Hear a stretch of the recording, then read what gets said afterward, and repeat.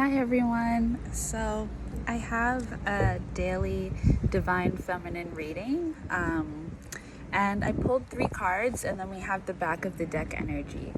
So I'm going to show you the cards that we have. The first card to come out was the Morning. Then we had the Nine of Swords and Strength. At the back of the deck, we have the Universe. Oh, that's funny. The Universe, which is also the World card. And then underneath the Universe, we have the Night. That's so funny because we also have the Morning there. And it's funny because it's just right underneath each other. So the first thing to come to mind when I was looking at all of these was this understanding that the grieving, and when you're able to let go, that's where your strength begins to rise. And it's kind of this energy of realizing that allowing yourself to kind of sit in the anguish, is going to heal you. Give me 1 second. You all stay there. You stay there. Oh goodness.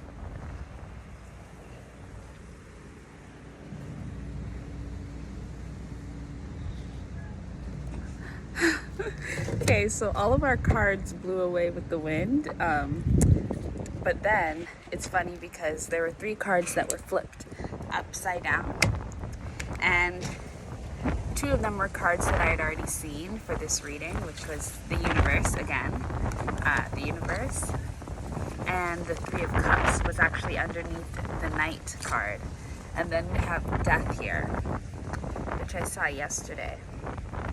So again, there's definitely an energy of new beginnings and completion with both the World card and the Death card, or the Universe card and the Death card.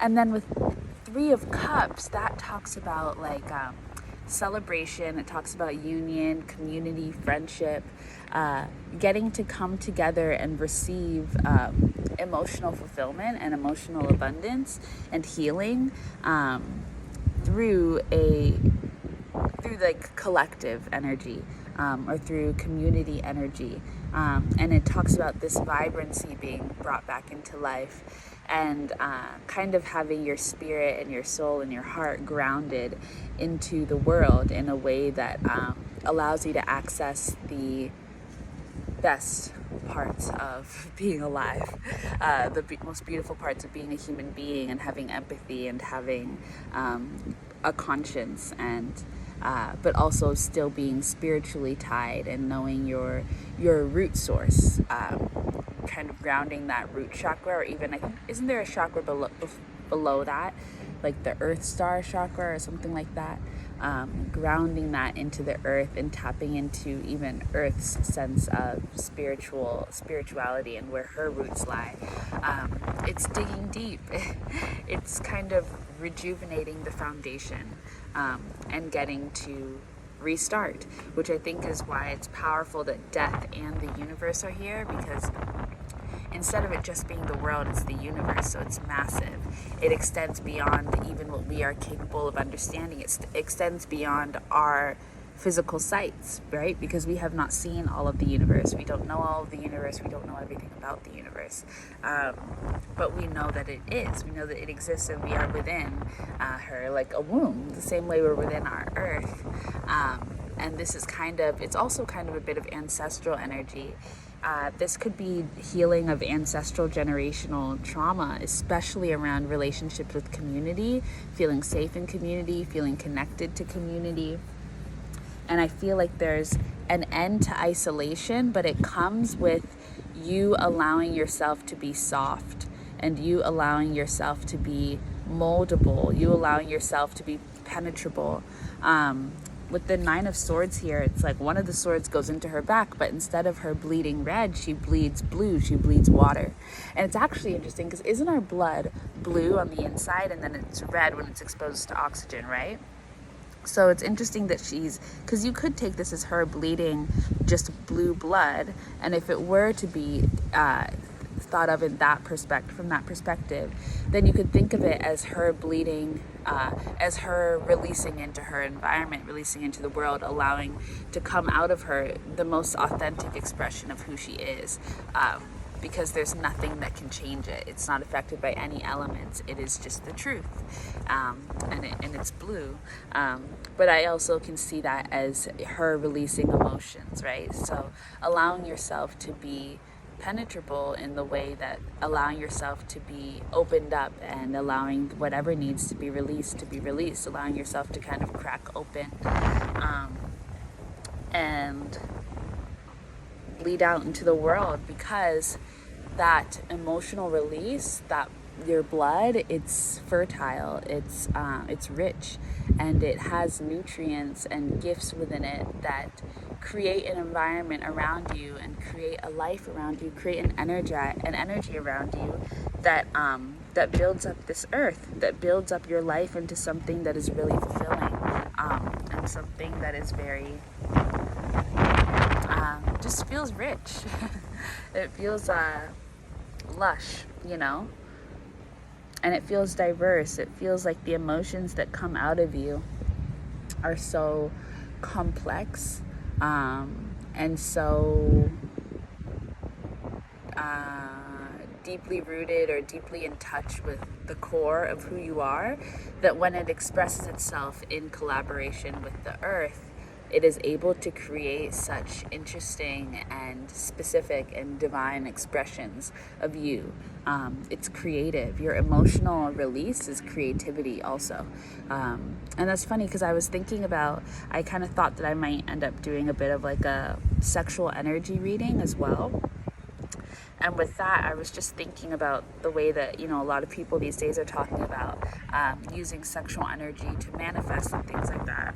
And while this isn't really about that, it is kind of tapping into that power, like the power of the orgasm. And you could see emotional release as that same power. And when you do that, you are able to not only manifest, but you're able to clear out and create new beginnings that you wouldn't even be able to have comprehended, because we don't understand how much goodness, richness lives within our emotions. It's the intangible, but it's so strongly felt. Isn't that funny? It's something that you can't feel, but you can feel it. You can't feel in the physical, but you can feel it in your body. You can feel it emotionally, mentally, spiritually, and it's rich with creativity, and it's rich with potential.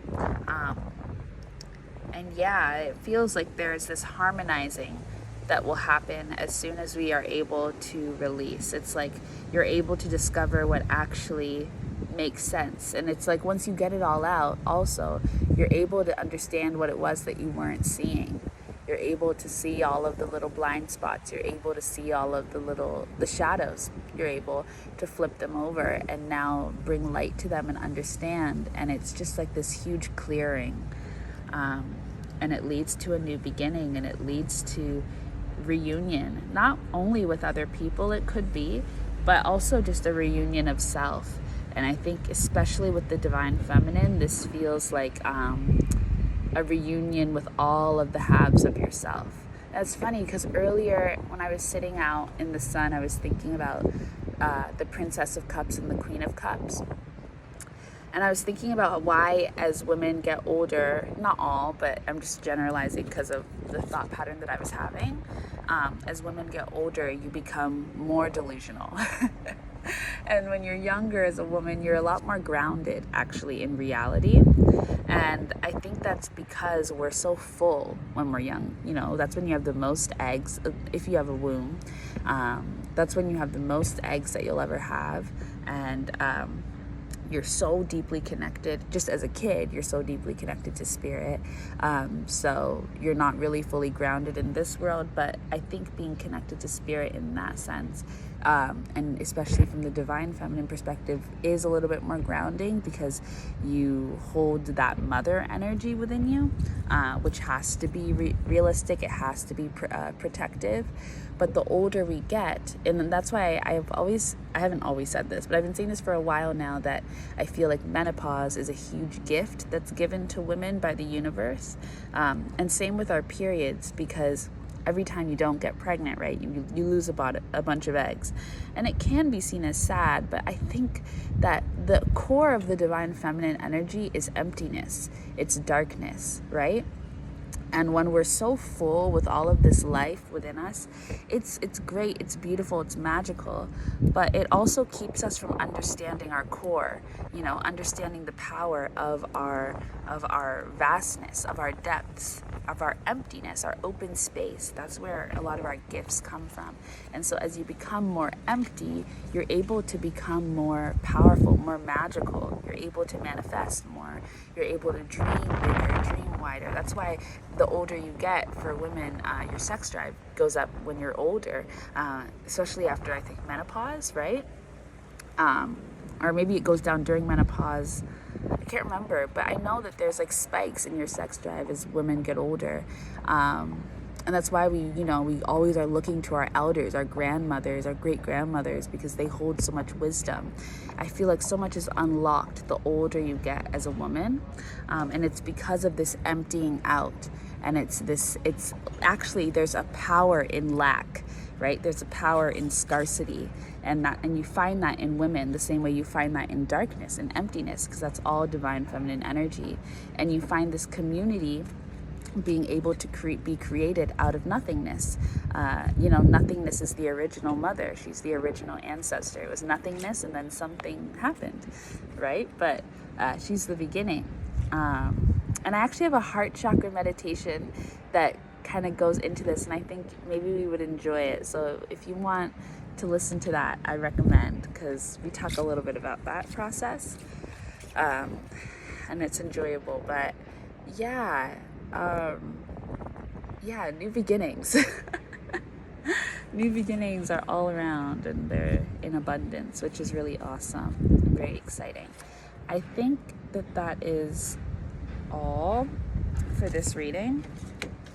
Let me just shuffle my cards a little bit, and don't be afraid of the chaos, because when it all comes out, it might come like funneling out, like a hurricane or something like that, and it can be a little overwhelming, like when the cards just ran everywhere, and I'm like still wondering if I left any behind.